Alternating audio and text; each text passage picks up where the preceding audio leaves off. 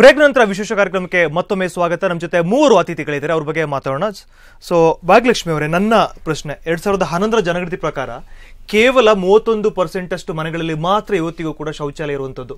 So ಉಳಿದಂತ ಎಲ್ಲಾ ಜನ ಏನಿದಾರೋ ಸಾಕಷ್ಟು ಜನ ಇವತ್ತಿಗೂ ಕೂಡ ಬಯಲನ್ನೇ ಅವಲಂಬಿಸಿದ್ದಾರೆ. ಸೊ ಎಲ್ಲೋ ಒಂದ್ ಕಡೆ ಮಹಿಳೆಯರು ಇದಕ್ಕಿಂತ ಹಿಂದೆನೆ ಇದ್ರ ಬಗ್ಗೆ ಒಂದು ಹೋರಾಟವನ್ನು ಮಾಡಬಹುದಾಗಿತ್ತು. ಅದೇ ಆಗ ಆ ಒಂದು ಅವೇರ್ನೆಸ್ ಇರ್ಲಿಲ್ಲ ಅಂತ ಅನ್ಕೊಳ್ತೀನಿ ನಾನು. ಅಂಡ್ ಅದರಲ್ಲಿ ಆಗಬಹುದಾದಂತಹ ಒಂದು ಹೆಲ್ತ್ ಪ್ರಾಬ್ಲಮ್ಸ್ ಏನಿದೆ ಅದ್ರ ಬಗ್ಗೆನೂ ಕೂಡ ಜಾಗೃತಿ ಇರ್ಲಿಲ್ಲ ಅಂತ ಅನ್ಕೊಳ್ತೀನಿ ನಾನು. ಇತ್ತೀಚೆಗೆ ಹೇಗೆ ಮಾಧ್ಯಮಗಳು ಆಮೇಲೆ ತುಂಬಾ ಕಡೆಯಿಂದ ಸೋರ್ಸ್ ಇದೆ ಚೆನ್ನಾಗಿ, ಜನರಿಗೆ ತುಂಬಾ ಇಟ್ಸ್ ಓಪನ್. ಆಕ್ಚುಲಿ ಈಗ ಎಲ್ರಿಗೂ ಗೊತ್ತಾಗ್ತಾ ಇದೆ, ಒಂದು ಜಾಗೃತಿ ಮೂಡ್ತಾ ಇದೆ ಅಂತ ಹೇಳಿದ್ರೆ ಇನ್ನಾದ್ರೂ ನಾವು ಚೇಂಜ್ ಆಗ್ಬೇಕಲ್ವಾ. ಇನ್ನಾದ್ರೂ ಸಿಟಿಗಳಲ್ಲೇ ಎಲ್ಲ ಫೆಸಿಲಿಟಿ, ಈಗ ಯಾಕೆ ಹಳ್ಳಿ ಜನ ಆಲ್ಮೋಸ್ಟ್ ಸಿಟಿಗಳಿಗೆ ಓಡ್ ಬರೋದು ಏನಕ್ಕೆ?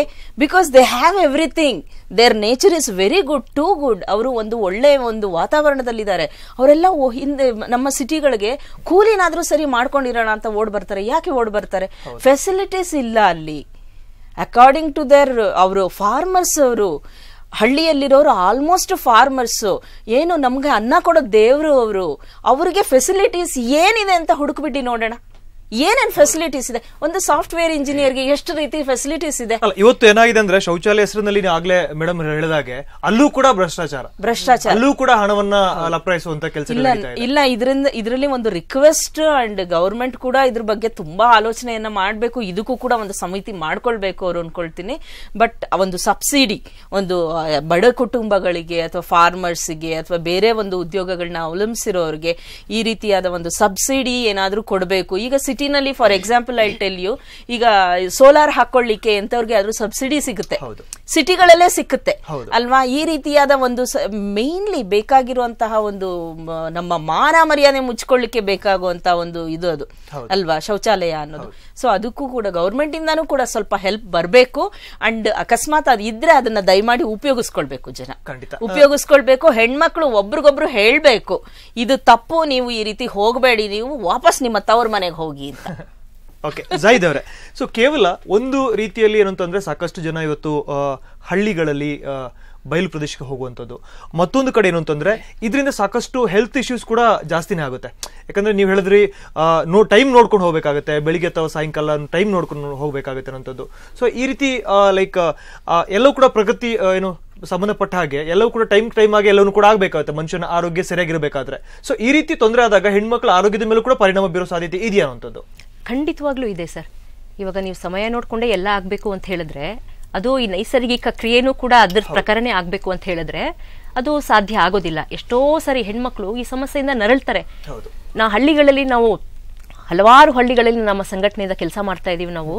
ಅಲ್ಲಿ ಹೋಗಿ ನೋಡಿದ್ರೆ ಅವ್ರು ನಮ್ಮ ಮುಂದೆ ಫಸ್ಟ್ ಇಡೋ ಬೇಡಿಕೆ ಅಂದ್ರೆ, ಮೇಡಮ್ ಹೇಗಾದ್ರೂ ಒಂದು ಟಾಯ್ಲೆಟ್ ಕಟ್ಸ್ಕೊಡಿ, ಹೇಗಾದ್ರೂ ಮಾಡಿ ಒಂದು ಶೌಚಾಲಯ ನಮಗೆ ಬೇಕೇ ಬೇಕು ಅನ್ನೋ ಬೇಡಿಕೆನ ಅವ್ರ ಮುಂದೆ ಇಡ್ತಾರೆ. ಯಾಕೆ ಅಂತ ಹೇಳಿ ಅವ್ರು ಕನಿಷ್ಠವಾಗಿ ಬೇಕಾಗಿರೋದು ಅವ್ರಿಗೆ. ಅದರಿಂದ ನೋಡಿ ಎಷ್ಟೋ ಆರೋಗ್ಯದ ಸಮಸ್ಯೆಗಳು ಅವ್ರ ಮೇಲೆ ಬರುತ್ತೆ. ಒಂದು ಸಮೀಕ್ಷೆ ಏನ್ ಹೇಳುತ್ತೆ ಅಂತ ಹೇಳಿದ್ರೆ, ಮುಖ್ಯವಾಗಿ ಹೆಣ್ಮಕ್ಳಲ್ಲಿ ಅಪೌಷ್ಟಿಕತೆನೂ ಬರೋದಿಕ್ಕೆ ಅವ್ರು ಈ ಬಯಲು ಶೌಚಾಲಯಗಳು ಉಪಯೋಗಿಸೋದು ಒಂದು ಕಾರಣ ಅಂತ ಹೇಳ್ತಾರೆ. ಅದರಿಂದ ಅವು ಬ್ಯಾಕ್ಟೀರಿಯಾಗಳು ಒಳ ಹೋಗುತ್ತೆ, ಅದರಿಂದಾಗಿ ಆ ಡೈಜೆಷನ್ ಪ್ರೋಸೆಸ್ ಏನಿದೆ ಅದು ಹಾರ್ಮ್ ಆಗಿ ಅಪೌಷ್ಟಿಕತೆನೂ ಅದರಿಂದ ಬರುತ್ತೆ. ಮತ್ತೆ ಈ 5 ವರ್ಷದ ಕೆಳಗಿನ ಮಕ್ಕಳು ಶಿಶು ಮರಣ ಪ್ರಮಾಣ ಇದೆಯಲ್ಲ, ಅದು ಕೂಡ ಸಾಕಷ್ಟು ಪ್ರಮಾಣದಲ್ಲಿ ಈ ಒಂದು ಸಮಸ್ಯೆಯಿಂದ ಆಗತ್ತೆ ಅಂತ ಹೇಳ್ತಾರೆ. ಹಾಗಾಗಿ ಆರೋಗ್ಯದ ಮೇಲೆ ಖಂಡಿತವಾಗ್ಲೂ ಇದು ಪರಿಣಾಮ ಬೀರುತ್ತೆ. ಸೊ ಇದ್ರ ಬಗ್ಗೆ ನಾವು ಗಮನ ಹರಿಸಲೇಬೇಕಾಗತ್ತೆ. ಗಿರಿಜಾ ಅವರೇ, ನಾರ್ಮಲ್ ಆಗಿ ಶಾಲೆಗಳಲ್ಲಿ ಹೆಣ್ಮಕ್ಳಿಗೆ ಸಾಕಷ್ಟು ತೊಂದರೆಗಳನ್ನ ನಾವು ನೋಡ್ತಾ ಇರ್ತೀವಿ. ಕೆಲವೊಂದು ಶಾಲೆಗಳಲ್ಲಿ ಇವತ್ತಿಗೂ ಕೂಡ ಶೌಚಾಲಯ ಅನ್ನೋದೇ ಇಲ್ಲ, ಈಗಲೂ ಕೂಡ ಬಯಲಿಗೆ ಹೋಗ್ತಾರೆ ಹಳ್ಳಿಗಳಲ್ಲಿ. ಸೊ ಏನ್ ಹೇಳಿ, ಇದು ತುಂಬಾ ತಪ್ಪು ಸರ್. ಶಾಲೆಗಳಲ್ಲಿ ಕಡ್ಡಾಯವಾಗಿ ಇಡಲೇಬೇಕು. ಹೆಣ್ಮಕ್ಳಿಗೆ ಸಪ್ರೇಟ್ ಆಗಿ ಇಡಬೇಕು, ಗಂಡ್ ಮಕ್ಳಿಗೆ ಸಪ್ರೇಟ್.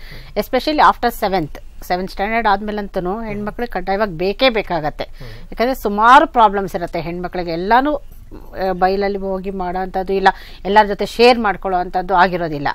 ಆ ಒಂದು ದೃಷ್ಟಿಯಿಂದ ಆದರೂ ಮಾಡಬೇಕು. ಇನ್ನೊಂದು ಮೇಯ್ನ್ ಏನಾಗುತ್ತೆ ಅಂದರೆ, ಈ ಹೊರಗಡೆ ಈ ಥರ ಹೋಗೋದ್ರಿಂದ ಇನ್ಫೆಕ್ಷನ್ಸ್ ಆಗೋ ಸಾಧ್ಯತೆಗಳು ಜಾಸ್ತಿ ಇರುತ್ತೆ ಸರ್. ಈ ಎಸ್ಪೆಷಲಿ ಮಳೆಗಿಳೆ ಬಂದಾಗ ಇದೆಲ್ಲ ಏನಾಗುತ್ತೆ ಅಂದರೆ ಸ್ಪ್ರೆಡ್ ಆಗುತ್ತೆ ಅಲ್ವಾ, ಆವಾಗ ಡಿಸೀಸಸ್ ಎಲ್ಲ ಜಾಸ್ತಿ ಆಗುತ್ತೆ. ನೊಣ, ಸೊಳ್ಳೆ ಅದು ಇದು ಕೂತ್ಕೊಂಡು ಮತ್ತೆ ಇವರು ತಿನ್ನೋ ಪದಾರ್ಥ ಮೇಲೆ ಅದು ಕೂತ್ಕೊಳ್ಳುತ್ತೆ, ಎಲ್ರಿಗೂ ಸ್ಪ್ರೆಡ್ ಆಗುತ್ತೆ, ಒಬ್ಬರಿಗೆ ಅಂತಲ್ಲ. ಇನ್ಫೆಕ್ಷನ್ಸ್ ಆಗೋ ಜಾಸ್ತಿ ಎಲ್ಲ ಜಾಸ್ತಿ ಆಗಿಬಿಟ್ಟು ಡಿಸೀಸಸ್ ಸ್ಪ್ರೆಡ್ ಆಗಿ ತುಂಬ ತೊಂದರೆ ಮಾಡುತ್ತೆ ಸರ್. ಅದು ತಪ್ಪದು. ಹೆಣ್ಮಕ್ಳಿಗೆ ಹೆಣ್ಮಕ್ಳಿಗೆ ಗಂಡು ಮಕ್ಳಿಗೆ ಇಬ್ಬರಿಗೂ ಸಪ್ರೇಟ್ ಮಾಡ್ಬೇಕು. ಎಸ್ಪೆಷಲಿ ಸ್ಕೂಲ್ಗಳಲ್ಲಂತೂ ಕಡ್ಡಾಯವಾಗಿ ಇರಲೇಬೇಕು, ಮನೆಗಳಲ್ಲಂತೂ ಇರಲೇಬೇಕು ಸರ್. ಇದು ತಪ್ಪು, ಇದು ಶೌಚಾಲಯ ಇಲ್ದಿರೋ ತುಂಬಾ ತಪ್ಪು. ಭಾಗ್ಯಲಕ್ಷ್ಮಿ ಅವರೇ, ಕೊನೆಗೂ ಕೂಡ ಮೋದಿ ಅವರು ಒಂದು ಒಳ್ಳೆಯ ನಿರ್ಧಾರವನ್ನು, ಒಂದು ದಿಟ್ಟ ನಿರ್ಧಾರಕ್ಕೆ ಬಂದಿದ್ದಾರೆ. ಇಡೀ ಭಾರತವನ್ನು ನಾವು ಶೌಚಾಲಯ ಮುಕ್ತ ರಾಷ್ಟ್ರವನ್ನಾಗಿ ಮಾಡಬೇಕು ಅನ್ನೋದ್ರ ಬಗ್ಗೆ ಮೊನ್ನೆ ತಾನೇ ಮಾತಾಡಿದ್ರು. ಸೊ ಏನ್ ಹೇಳಕ್ ಇಷ್ಟಪಡ್ತೇವೆ? It's really great. ಅದು ಒಂದು ನಮ್ಮ ದೇಶದಲ್ಲಿ ಮುಖ್ಯಸ್ಥರೇನೆ ಆ ಒಂದು ನಿರ್ಧಾರನ ತಗೊಂಡಿದ್ದಾರೆ ಅಂತ ಹೇಳಿದ್ರೆ ಅದನ್ನ ಎಲ್ಲರೂ ಪಾಲಿಸಬೇಕು. ಚಿಕ್ಕವರಾಗಿರ್ಲಿ, ದೊಡ್ಡವರಾಗಿರ್ಲಿ, ಎಂತ ಅಧಿಕಾರಿಗಳಾಗಿರ್ಲಿ, ಮಂತ್ರಿಗಳಾಗಿರ್ಲಿ, ಅದನ್ನ ಸ್ವಲ್ಪ ಕಿವಿಗೆ ಹಾಕೊಂಡು ಅದಕ್ಕೆ ಅದರ ಅವಶ್ಯಕತೆ ಏನು, ರಿಯಲ್ ನೀಡ್ ಒಂದು ಹೆಂಗಸರಿಗೆ ಅಂತಾನೆ ಅಲ್ಲ, ಅಫ್ಕೋರ್ಸ್, ಬಟ್ ಫ್ಯಾಮಿಲಿಯಲ್ಲಿರೋ ಎಲ್ಲರಿಗೂ ಒಂದು ಆರೋಗ್ಯಕರವಾದ ಒಂದು ಬಾಳು ಬೇಕು ಅಂತ ಹೇಳಿದ್ರೆ ಶೌಚಾಲಯ ಬೇಕೇ ಬೇಕು. ಅದು ಕರೆಕ್ಟಾಗಿ ಶೌಚಾಲಯ ಅನ್ನೋದು ಇರಬೇಕು. ಈಗ ಇವರು ಹೇಳಿದ ಹಾಗೆ ಶಾಲೆಗಳಲ್ಲಿ ನೀವು ಕೇಳಿದ್ರಿ, ಶಾಲೆಗಳಲ್ಲಿ ಎಷ್ಟೋ ಶಾಲೆಯಲ್ಲಿ ಶೌಚಾಲಯ ಇಲ್ಲ ಅಂತ ಅಂದ್ಬಿಟ್ಟು, ನಾನು ಇನ್ನೂ ಒಂದು ಹೇಳಲಿಕ್ಕೆ ಇಷ್ಟಪಡ್ತೀನಿ. ಎಷ್ಟೋ ಶಾಲೆಗಳಲ್ಲಿ, ಎಷ್ಟೋ ಹಾಸ್ಟೆಲ್ಗಳಲ್ಲಿ ಶೌಚಾಲಯಗಳಿರುತ್ತೆ, ಆದ್ರೆ ಅದ್ರ ಪರಿಸ್ಥಿತಿಗಳು ನೋಡಿದ್ರೆ ನೀರಿನ ವ್ಯವಸ್ಥೆ ಇರೋದಿಲ್ಲ, ಕ್ಲೀನ್ ಮಾಡೋದಕ್ಕೆ ಅಂತ ಜನ ಇರೋದಿಲ್ಲ. ಅದಕ್ಕೆ ಏನಾದ್ರೂ ಒಂದು ಏರ್ಪಾಟುಗಳು, ಮಾರ್ಪಾಟುಗಳನ್ನ ಮಾಡ್ಕೊಳ್ಬೇಕಾಗತ್ತೆ. Because cleanliness is the main thing. ನಮ್ಮ ಹೆಲ್ತ್ ಚೆನ್ನಾಗಿರ್ಬೇಕು ಅಂದ್ರೆ ಕ್ಲೆನ್ಲಿನೆಸ್ ಅನ್ನೋದು ಇರಲೇಬೇಕು. ಸೊ ಆದ್ರಿಂದ ಈ ರೀತಿಯಾದ ಒಂದು ಕೂಡ ಜಾಗೃತಿ ಬರಬೇಕು. ಅಂಡ್ ಈಗ ಒಂದು ರಾಮನಗರದಲ್ಲಿ ಏನ್ ನಡೆದಿದೆ, ಮದುವೆ ಹೆಣ್ಣು ನಾನು ಇಂಥ ಹುಡುಗ ಅಂತ ಮನೆಗೆ ಮದುವೆ ಆಗಕ್ ಹೋಗಲ್ಲ ಅನ್ನೋದ್ರಲ್ಲಿ ತಪ್ಪಿಲ್ಲ. ಅದರಲ್ಲಿ ಒಂದು ಹುಡುಗಿ ಹಂಗ್ ಮಾಡಿದಾಳೆ ಅಂತ ಹೇಳಿದ್ರೆ ನಾವು ಇನ್ನು ಮೇಲೆ ನೋಡಿ ಅದನ್ನ ಎಷ್ಟು ಜನ ಸಪೋರ್ಟ್ ಮಾಡ್ತಾರೆ ನೋಡಿ. ಖಂಡಿತ ಅದರಲ್ಲಿ ತಪ್ಪಿಲ್ಲ, ನಾವು ಸಪೋರ್ಟ್ ಮಾಡಿ. ಖಂಡಿತ ಅಲ್ಲ, ಹೆಣ್ಮಕ್ಳು ಮದುವೆ ಆಗೋ ಹೆಣ್ಮಕ್ಳು ಈಗ ಕೇಳ್ತಾರೆ, ಹುಡುಗ ಇಂಜಿನಿಯರ, ಹುಡುಗ ಫಾರಿನ್ ಅಲ್ಲಿ ಇದಾನ, ಹುಡುಗ ತೋಟ ಇದೆಯಾ, ಹುಡುಗಂಗೆ ಬೈಕ್ ಇದೆಯಾ, ಎಲ್ಲ ಜನನ ಪ್ರಮಾಣ ಪತ್ರ ಅಥವಾ ಈ ದೃಢೀಕರಣ ಜಾತಿ ದೃಢೀಕರಣ ಪತ್ರ ಅಂತ ಏನ್ ಹೇಳ್ತೀವೋ ಅದೇ ರೀತಿನಲ್ಲಿ ಮುಂದೆ ಶೌಚಾಲಯ ಇದೆ ಅನ್ನೋದ್ರ ಬಗ್ಗೆ ಆಮೇಲೆ ಈ ಒಂದು ಪ್ರೊಸೀಜರ್ ಏನ್ ಹೇಳಿದ್ರಿ ನೀವು, ಇದು ಎಂತ ಚೌಲ್ಟ್ರಿಗಳಲ್ಲೇನೆ ಆ ಒಂದು ಪ್ರಮಾಣ ಪತ್ರ ಕೇಳ್ತಾರೆ ಅಂತ ಅನ್ಬಿಟ್ಟು, that is too good, I tell you. ಇಲ್ಲ ಅಂತ ಹೇಳಿದ್ರೆ ಆ ಮದ್ವೆಗೆ ಅವರು ಅದನ್ನ ಒಪ್ಕೊಳ್ಳೇಬಾರ್ದು. ಹಾಗೆ ಮಾಡಿದ್ರೆ ಪ್ರತಿ ಊರಲ್ಲೂ ಮಾಡಬೇಕು, ಪ್ರತಿ ಹಳ್ಳಿನಲ್ಲೂ ಮಾಡಬೇಕು. ಏನು ಎಲ್ಲ ಎಕ್ಸ್ಪೆನ್ಸಿವ್ ಆಗಿ ಒಂದು ಇದನ್ನ ಹಾಕಿ ಕಟ್ಟಿ ಅಂತ ಯಾರು ಹೇಳೋದಿಲ್ಲ.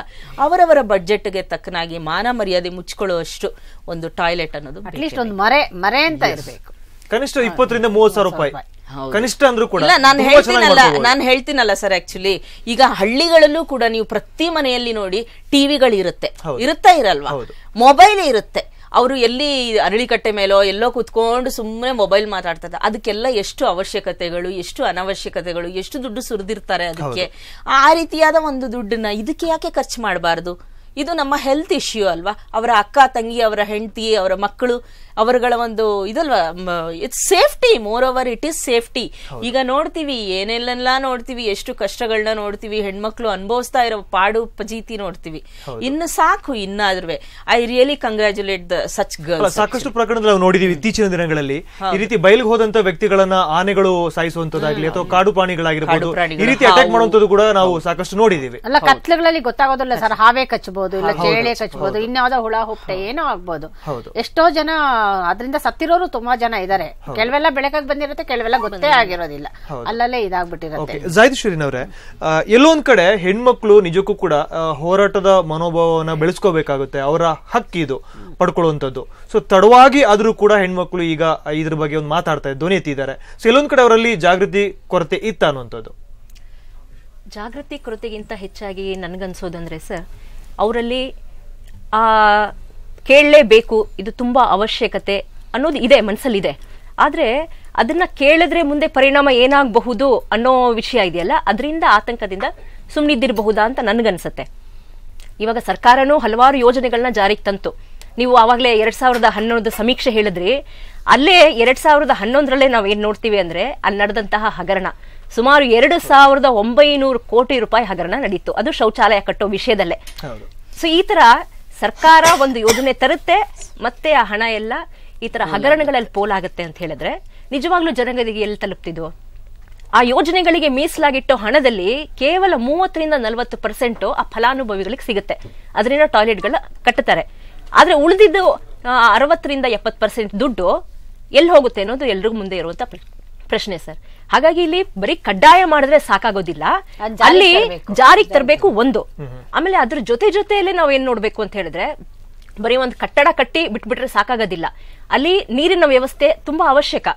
ಬರೀ ಟಾಯ್ಲೆಟ್ ಕಟ್ಟಿ ಬಿಟ್ಬಿಡ್ತೀವಿ, ಟಾಯ್ಲೆಟ್ ಇದೆ ಅಂತ ಒಂದು ಸರ್ಟಿಫಿಕೇಟ್ ಬಂದ್ಬಿಟ್ರೆ ಅದು ಒಪ್ಕೊಳಕ್ ಆಗದೆ ಇರೋದು ವೇಸ್ಟ್. ಅದು ಅಲ್ಲಿ ಸರಿಯಾಗಿ ನೀರಿನ ವ್ಯವಸ್ಥೆ ಇರಬೇಕು. ಜೊತೆಯಲ್ಲಿ ಅದನ್ನ ನಿರ್ವಹಣೆ ಅಷ್ಟೇ ಇಂಪಾರ್ಟೆಂಟ್ ಆಗತ್ತೆ. ಎಷ್ಟೋ ಕಡೆಗಳಲ್ಲಿ ಶೌಚಾಲಯ ಅಂತ ಹೆಸರಿಗಿರುತ್ತೆ, ಆದ್ರೆ ಅದು ಉಪಯೋಗಿಸಕ್ಕೆ ಆಗಲ್ಲ ಅನ್ನೋ ಸ್ಥಿತಿಯಲ್ಲಿ ಇರುತ್ತೆ. ಅದರ ನಿರ್ವಹಣೆ ಇರೋದಿಲ್ಲ. ಆಮೇಲೆ ಕಳಪೆ ಕಾಮಗಾರಿ, ಅದು ಇನ್ನೊಂದು ಮುಖ್ಯವಾದ ವಿಷಯ ನಮ್ಮ ಗಮನಕ್ಕೆ ಬರೋದು ಅಂತ ಹೇಳಿದ್ರೆ, 1 ವರ್ಷ ಆಗ್ತಿದ್ದಂಗೆ ಅದು ಬಿದ್ದೇ ಹೋಗಿರುತ್ತೆ. ಒಟ್ಟಿನಲ್ಲಿ ಆ ಟೆಂಡರ್ ಅಂತೂ ಪಾಸ್ ಆಗಿ ದುಡ್ಡು ಸ್ಯಾಂಕ್ಷನ್ ಆಗಿರುತ್ತೆ. ಇನ್ನೂ ಒಂದು ಉದಾಹರಣೆ ಅಂತ ಹೇಳ್ಬೇಕಾದ್ರೆ ಸರ್, 500 ಟಾಯ್ಲೆಟ್ಸ್ ಮಾಯ ಆಗೋಗ್ಬಿಟ್ಟಿರುತ್ತೆ. ಅದು ಇರುತ್ತೆ, ಅಕೌಂಟ್ಸ್ ಅಲ್ಲಿ ಇರುತ್ತೆ, ಅವ್ರು ಕೊಟ್ಟಿರೋ ನಂಬರ್ಗಳಲ್ಲಿ ಇರುತ್ತೆ. ಅಲ್ಲಿ ಸಮೀಕ್ಷೆಗೆ ಹೋದವರು ಇದೆ ಅಂತ ಸರ್ಟಿಫೈನೂ ಮಾಡಿರ್ತಾರೆ. ಆದ್ರೆ ನೀವು ಪ್ರಾಕ್ಟಿಕಲ್ ಆಗಿ ಅಲ್ಲಿ ನೋಡಿದ್ರೆ ಆ ಶೌಚಾಲಯಗಳು ಮಾಯ ಆಗಿರುತ್ತೆ. ನಿಮ್ ಜೊತೆ ಮತ್ತಷ್ಟು ನಾನು ಮಾತಾಡ್ತೀನಿ. ವೀಕ್ಷಕರೇ, ಕಾರ್ಯಕ್ರಮ ಮುಂದುವರಿತು. ಅದಕ್ಕಿಂತ ಮೊದಲು ಒಂದು ಸಣ್ಣ ಬ್ರೇಕ್.